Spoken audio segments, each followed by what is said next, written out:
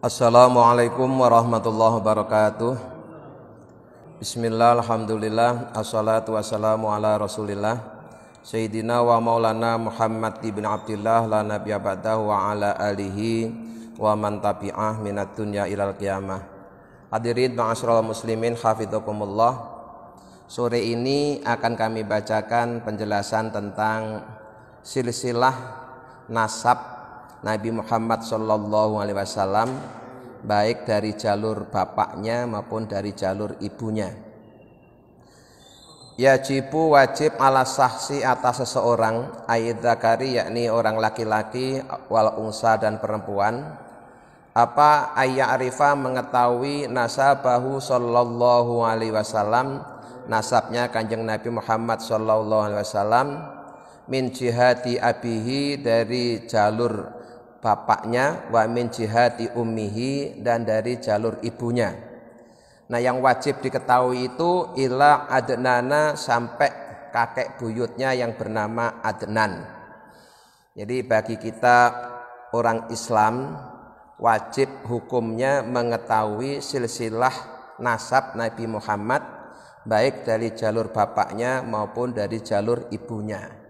Nah, wajibnya itu hanya sampai seseorang yang bernama Adnan. Nah, Adnan ini kakek buyutnya Nabi Muhammad yang hidupnya pada masa Nabi Musa. Karena para sejarawan itu sepakat hanya sampai pada Adnan ini saja. Untuk setelah Adnan sampai ke Nabi Ismail, kemudian Nabi Ibrahim sampai Nabi Adam, itu juga ada sebenarnya, tapi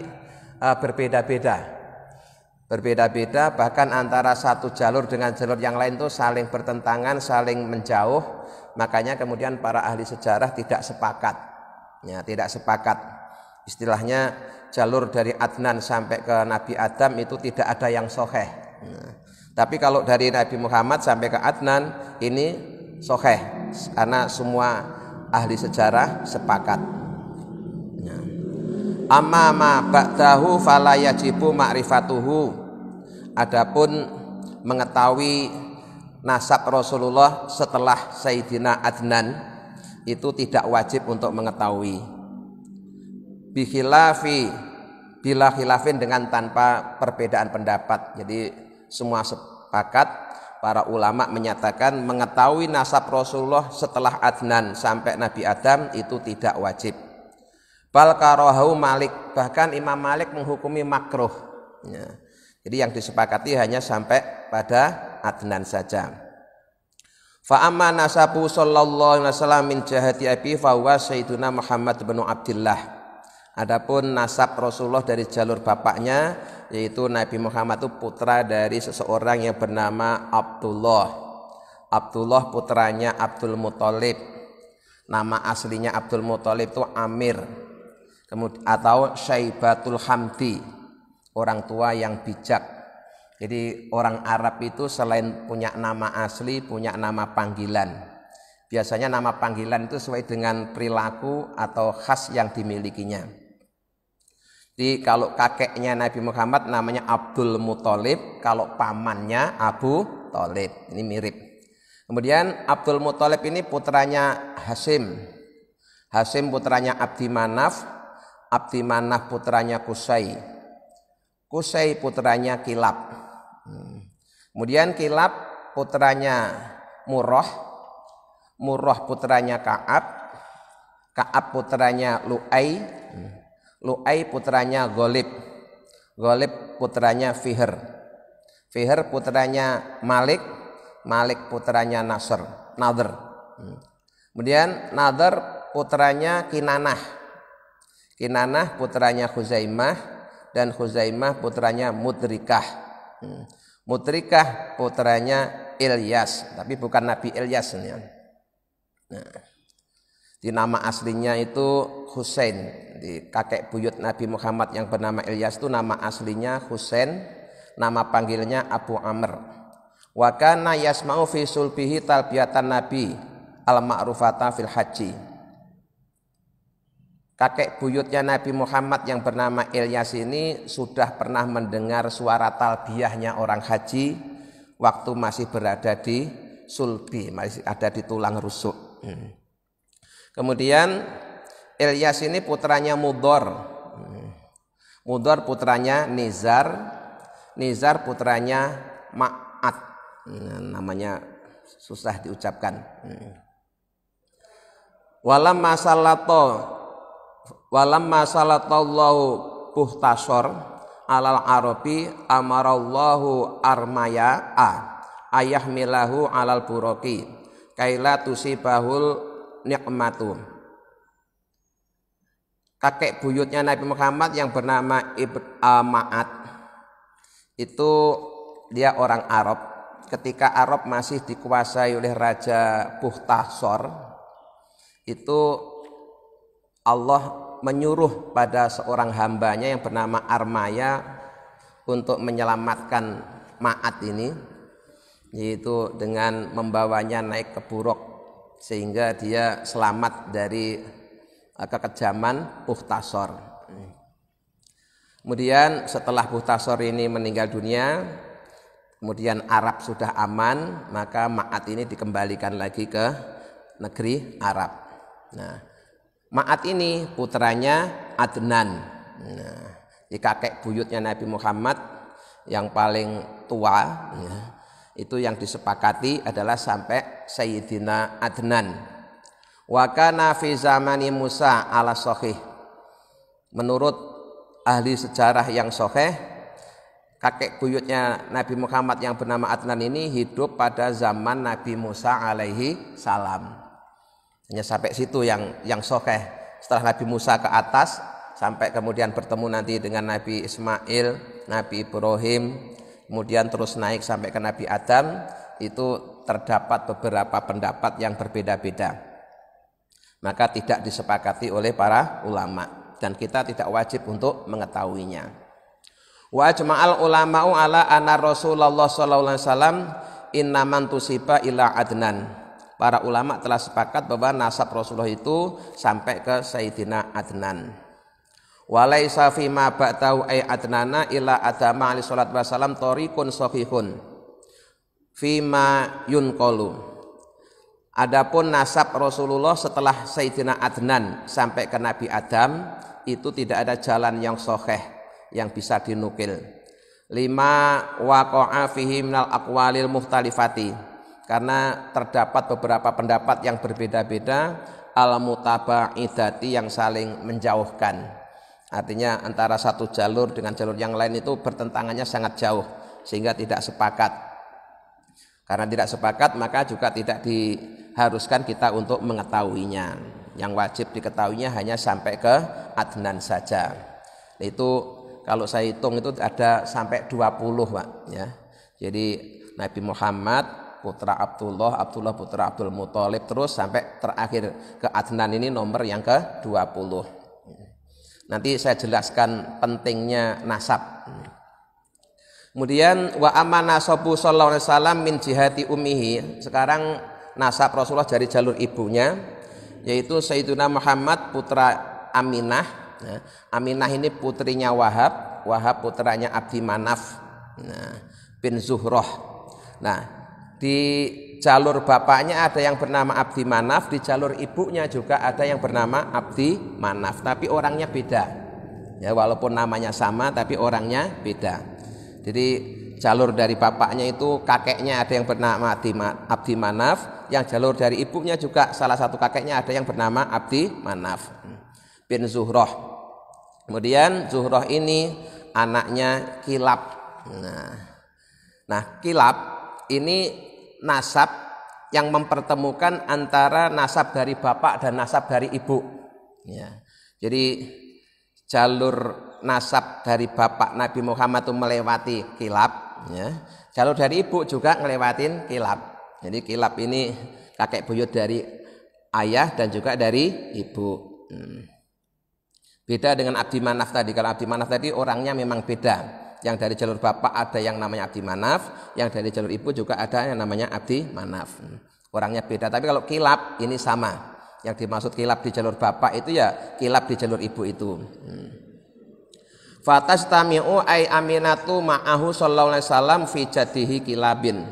Jadi nasabnya Rasulullah baik dari jalur bapak maupun ibu itu bertemu pada seorang yang bernama Kilab. Wa nasabu sallallahu alaihi wasallam mutahharatun min sifahil jahiliyah. Nasab Rasulullah tadi itu karena orang pilihan, maka nasabnya pun juga pilihan. Sehingga orang tua Rasulullah, kakeknya sampai ke seterusnya tadi itu semuanya dijauhkan oleh Allah dari sifat-sifat jahiliyah, dan mereka tidak ada yang melakukan perzinaan. Walam yalidhu ila nikahun kanikahil Islam. Tidak ada yang lahir kecuali melalui pernikahan yang sah sebagaimana pernikahan di dalam Islam.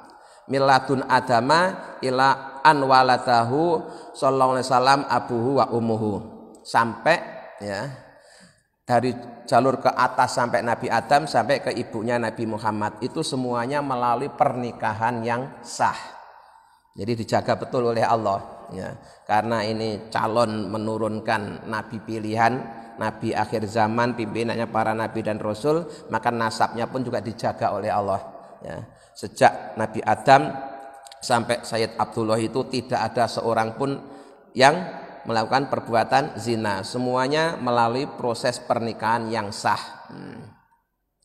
Nah, keterangan yang demikian ini juga didasarkan pada hadis, bukan berdasarkan penelitian tapi berdasarkan hadis. Karena kalau berdasarkan penelitian, yang teliti kan siapa? Yang teliti orangnya sekarang. Ini kejadian udah dulu kan sudah sulit dilacak. Maka satu-satunya bisa menjelaskan yang memberikan informasi tentang kesucian keluarga Nabi atau nasab Nabi Muhammad ya hadis. Lam azal anqilu min aslabit tahirina ila arhamit tahirati. Ya. Aku berpindah-pindah dari sulbinya orang-orang yang suci kepada rahimnya orang-orang yang suci. Di informasi yang menyatakan bahwa nasabnya Rasulullah itu nasab yang suci dari perbuatan zina, semuanya melalui proses pernikahan yang sah, itu adalah informasi hadis, bukan informasi berdasarkan penelitian. Karena kalau penelitian masih ada kemungkinan salah. Tapi kalau hadis dan Rasulullah itu tidak pernah berdusta, karena Rasulullah itu tidak pernah berbicara berdasarkan nafsu. Apa yang Rasul sampaikan itu berdasarkan wahyu.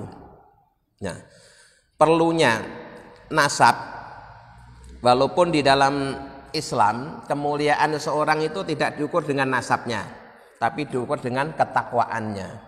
Tapi tentu saja ketakwaannya orang-orang baik itu lebih kualitas, ya, kualitasnya lebih unggul dibanding ketakwaannya orang yang jalurnya ada yang baik, ada yang tidak. Jadi jalur Rasulullah itu memang jalur mutiara, nasab mutiara. Semuanya orang-orang yang hebat pada masanya, orang-orang yang mulia pada masanya, orang-orang yang berperadaban pada masanya. Semuanya melalui proses pernikahan yang sah, semuanya orang-orang terhormat sampai kemudian melahirkan Nabi Muhammad. Maka hasilnya pun juga luar biasa. Nah, maka di dalam syariat Islam salah satu kriteria ketika seorang menikahi wanita itu di antara 4 yang harus dipertimbangkan, salah satunya adalah faktor nasab. Karena rupanya nasab ini juga sangat berpengaruh, ya, sangat berpengaruh dalam membentuk kepribadian seseorang. Biasanya kalau keturunan orang-orang baik nanti ya insya Allah itu akan mudah dididik menjadi orang baik. Walaupun tidak menafikan bahwa yang nasabnya kurang baik pun juga bisa jadi orang baik. Tapi tetap yang jalurnya sudah baik itu akan mudah untuk menjadi lebih baik. Maka menjadi salah satu bahan pertimbangan bahwa wanita dinikahi itu salah satunya karena faktor nasabnya. Ya. Tapi itu bukan faktor yang utama. Faktor utamanya tetap karena faktor agama. Jadi agama, walaupun di situ urutannya kalau di survei barangkali orang menikahi wanita itu pertama karena cantiknya, kedua karena kayanya, tiga karena nasabnya, baru nilainya paling rendah itu karena agamanya. Tapi walaupun begitu Rasulullah berpesan nikahilah wanita karena faktor agamanya. Jadi nasab memang penting ya, tetapi ada yang jauh lebih penting yaitu faktor agama.